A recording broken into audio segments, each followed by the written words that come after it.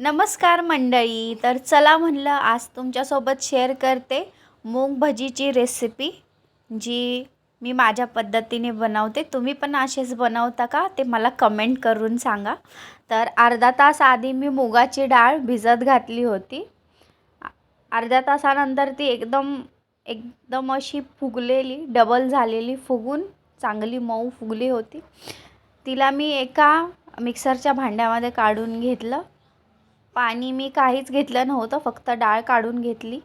3 लसूणाच्या पाकळ्या टाकल्या, 2 हिरव्या मिरच्या आणि एक अर्धा इंच आल्याचा तुकडा 2 तुकडे करून टाकलेले आणि थोडंसं जिरं. आता हे मिश्रण मी एकदम असं बारीकसं पातळ वाटून घेणार आहे. थोडंसं जाडसर ठेवणार आहे त्या वाटणाला. भजी असे चांगले क्रिस्पी आणि थोडेसे कुरकुरीत व्हावे म्हणून मी 2 चमचे तांदळाचं पीठ घातलेलं त्याच्यामध्ये आणि ते मी एकदम व्यवस्थित मिक्स करून घेते आणि थोडीशी हळद घातली आहे त्याच्यामध्ये.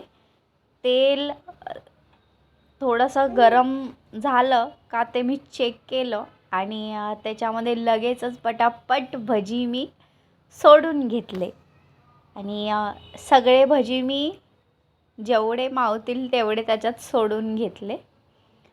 तुम्ही पण असेच मूग भजी बनवता का तुमची पण काही वेगळी रेसिपी आहे ते मला कमेंटमध्ये नक्की सांगा. आणि माझ्या रेसिपीज जर तुम्हाला आवडत असतील तर त्याला माझ्या चॅनलला नक्की सबस्क्राईब करा.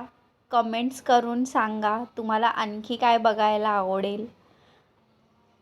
आणि सगळे भजी सोडून झाल्यानंतर त्याला मध्ये मध्ये थोडंसं असं वर खाली ढवळत राहा. सगळीकडून एकसारखा असा गोल्डन ब्राऊन त्याला कलर आला पाहिजे.